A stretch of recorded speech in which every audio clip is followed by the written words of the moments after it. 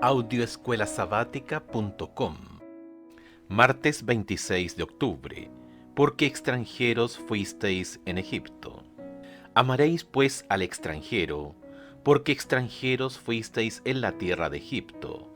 Deuteronomio capítulo 10, verso 19.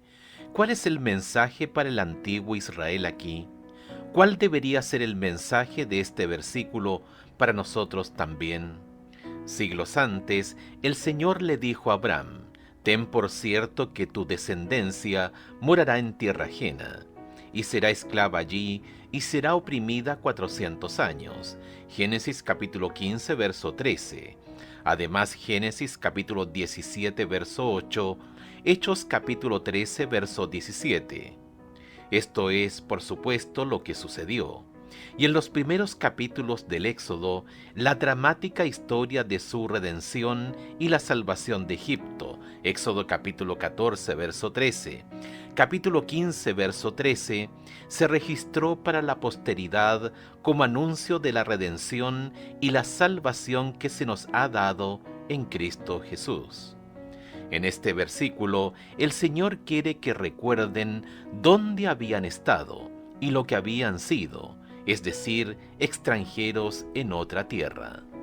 En otras palabras, el Señor les dice: recuerden cuando eran marginados y esclavos de la sociedad y estaban a merced de quienes eran más fuertes y podían abusar de ustedes.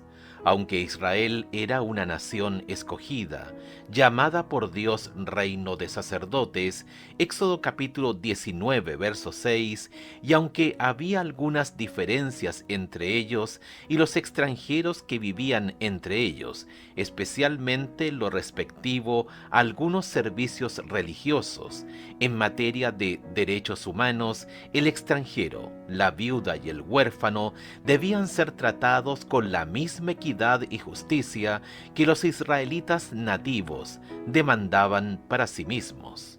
Escucha Mateo capítulo 7, verso 12. ¿Cómo encapsula el versículo lo que el Señor estaba diciendo al antiguo Israel acerca de cómo debían tratar a los débiles que hubiera entre ellos?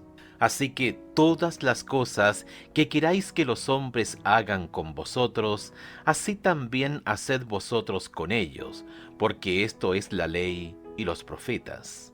Esta advertencia a Israel acerca de cómo debían tratar a los marginados de ninguna manera era la norma en el mundo antiguo, donde en algunos casos los marginados eran tratados como animales, o aún peor.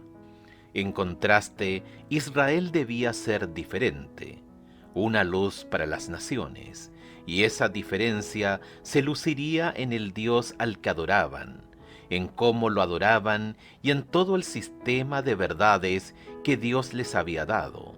Sin embargo, su trato amable hacia los marginados podría haber sido un poderoso testimonio al mundo de la superioridad de su Dios y de su fe, que en cierto sentido era el objetivo de su existencia como pueblo: dar testimonio al mundo acerca de su Dios.